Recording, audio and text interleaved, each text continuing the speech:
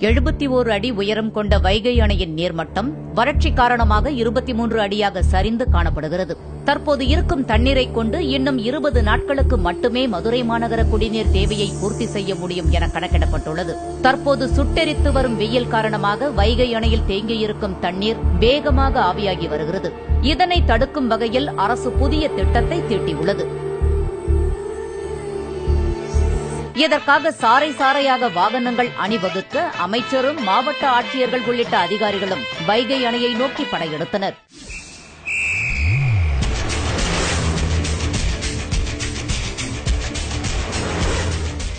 வைகை அணையின் மேற்பரப்பை தெர்மாக்கோல் அட்டைகளை கொண்டு மூடி தண்ணீர் ஆவியாவதை தடுப்பதுதான் இவர்களின் திட்டம். பறந்து விரிந்த வைகை அணையை சிறு சிறு தெர்மாக்கோல் துண்டுகளை டேப் மூலம் ஒட்டி அவற்றில் சிலவற்றை கூட்டுறவுத்துறை அமைச்சர் செல்லூர் ராஜு, மதுரை மாவட்ட ஆட்சியர் வீரராகவராவ், தேனி மாவட்ட ஆட்சியர் வெங்கடாச்சலம் ஆகியோர் தண்ணீரில் மிதக்கவிட்டு திட்டத்தை தொடங்கி வைத்தனர்.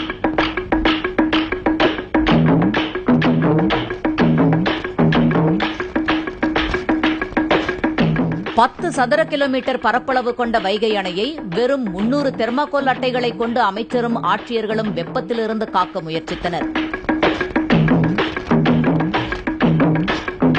இதற்கு 10 லட்சம் ரூபாய் செலவானதாக அமைச்சர் செல்லூர் ராஜு தெரிவித்தார். எல்லா பகுதியிலும், அனைத்து பகுதியிலும் இல்ல, ஏறத்தாழ 200 ஸ்கொயர் ஃபீட்ல இதை போடுறதற்கான முயற்சிகள் இன்றைக்கு எடுக்கப்பட்டிருக்கிறது.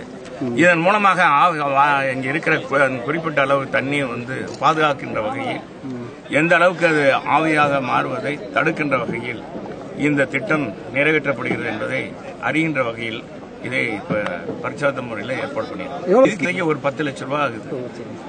பரிசல் மூலம் அணையில் மிதக்கவிடப்பட்ட தெர்மாக்கோல் அட்டைகள் பரிசல் கரை திரும்புவதற்குள் கரை திரும்பி காற்றில் தரையை நோக்கி பறக்க ஆரம்பித்துவிட்டன.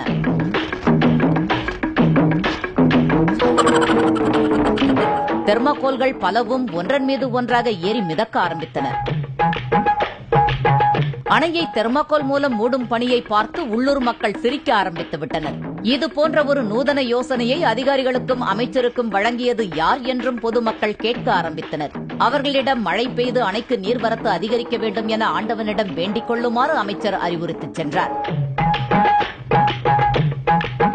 அமெரிக்கா போன்ற வெளிநாடுகளில் அணையின் தண்ணீர் ஆவியாகாமல் தடுக்க ஷேட்பால்ஸ் எனப்படும் திட்டத்தின் மூலம் கருப்பு பந்துகளை கொண்டு அணைகளை முழுவதுமாக மூடிவிடுகின்றனர்.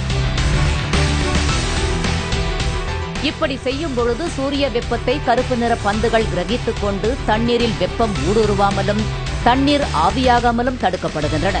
எனவே வெளிநாடுகளை பின்பற்றி அணையை கருப்பு நிற பந்துகளால் மூட வேண்டும் என விவரம் அறிந்தவர்கள் கோரிக்கை விடுத்துள்ளனர்.